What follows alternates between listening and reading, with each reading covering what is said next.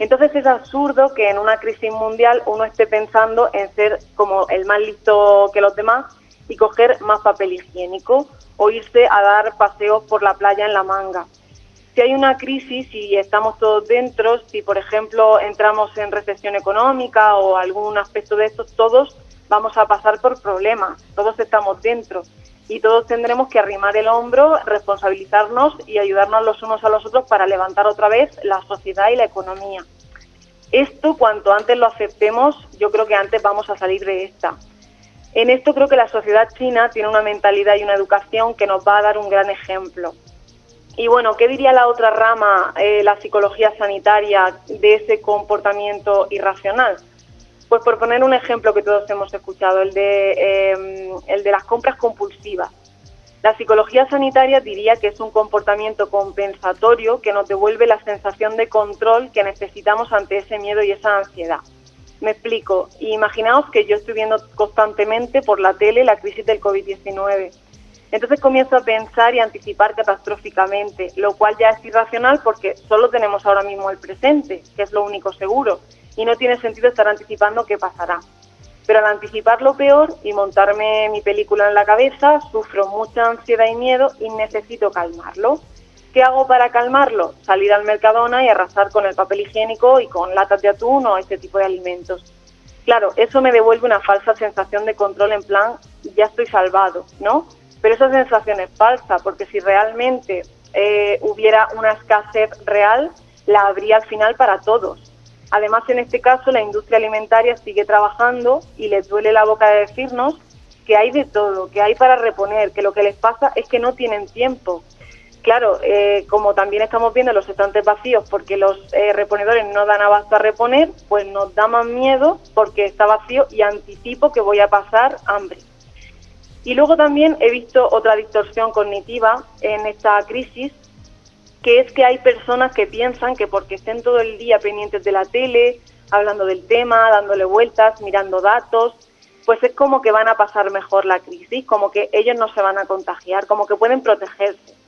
Y eso también es una falacia de control que quiere decir como que haciendo este tipo de rituales controlaré la situación. A ver, porque dediquemos tiempo en casa a leer una novela, a compartir memes graciosos o a estar de chistes, no va a pasar nada. El humor no aumenta nuestra vulnerabilidad al virus ni nos inmunodeprime.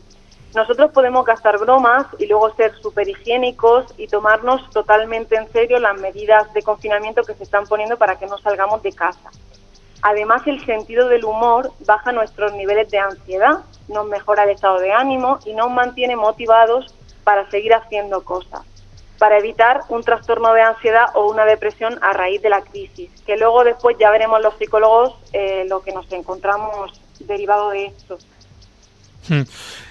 La conclusión que estoy sacando, evidentemente, desde el punto de vista psicológico, tengo la sensación de que, bueno, al escuchar tus palabras, si estamos las 24 horas del día, o vamos a ponerle 16, pendiente de las noticias, al final esa propia ansiedad se acumula y nada más que de pensar, ¿no?, que todavía quedan más de 10 días o más aún todavía, 12, 13, 15, eso de momento, del primer aviso, es que la angustia me viene el doble. Claro, exactamente. Lo has entendido perfecto porque creo que nos estamos haciendo nosotros mismos la situación como insoportable. Es decir, si solamente nos ciñéramos a la parte de las recomendaciones sanitarias que nos están diciendo las informaciones oficiales y el resto del tiempo nos dedicáramos a otras cosas, el malestar psicológico sería mucho más inferior y digamos que, hablando coloquialmente, esta situación sería mucho más amena. ¿Y en el día a día hay alguna recomendación para evitar sentirnos mal emocionalmente por estar, claro, encerrados? Sí, es muy importante sobre todo seguir una disciplina. Es decir, es importante planificarnos el día como si fuera un día normal, un día habitual, y seguir esta planificación sí o sí, independientemente del estado de ánimo con el que te levantes. La gente piensa que nosotros hacemos cosas porque estamos felices, pero en realidad el funcionamiento de nuestro estado de ánimo es al revés. Es hacer cosas y estar activos lo que nos motiva y lo que nos mantiene bien nuestro estado de ánimo como personas. Por eso hay que hacer lo que llamamos un plan de contingencia. que es programar una agenda por escrito de lo que vamos a hacer durante todo el día y seguirla a rajatabla. Igual que si fuerais a trabajar y tenéis obligaciones que os pone un jefe, pues aquí el jefe es vuestra agenda. Y con los niños igual. Es importante que los que no estéis trabajando no os quedéis en pijama por la mañana, que os levantéis, que os vistáis, que os arregléis y que programéis una actividad para comenzar justo después de arreglaros el día para que os motive.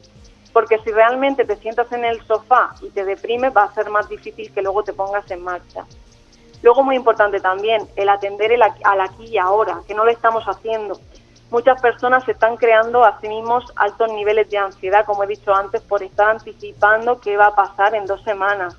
Pero debemos intentar atender a la gran cantidad de cosas que hay en el presente. Seguimos teniendo la meditación, seguimos teniendo nuestra respiración, la relajación a través de ella.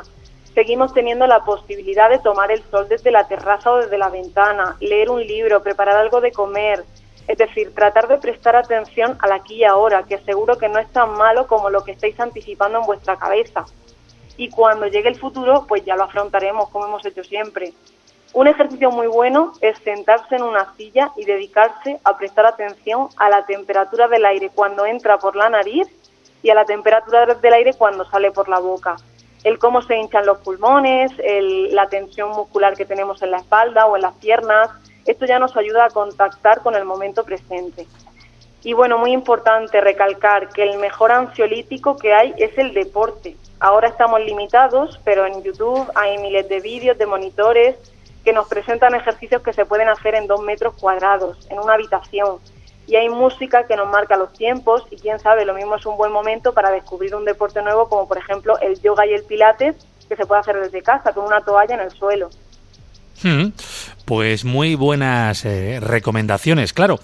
La verdad es que también, por un lado, tenemos que valorar las grandes superficies vitales que tenemos hoy en día en una casa, de cara a plantearse, por ejemplo, que gracias a la tecnología podemos hablar fácilmente, ¿no?, con cualquier familiar, no solamente por teléfono, sino por internet. Se pueden hacer tantas cosas ahora en casa que nos hace abrirnos al mundo. Claro, realmente desde casa ya tenemos que tener en cuenta que lo tenemos todo. Yo creo que está siendo peor esta sensación de estar encerrados que realmente la situación, porque muchas veces, ¿cuántas veces no llega un domingo y nos quedamos todo el día en casa por voluntad propia y no existe esa sensación de desesperación? Pero claro, influye mucho nuestro nivel psicológico y la forma en la que lo estemos afrontando. Oye, por cierto, cuando hablamos de compras compulsivas, no quiero tampoco alarmar muchísimo, ¿no? Pero ¿debemos de pensar que lo que estamos haciendo es muchísimo daño? Me explico. El comprar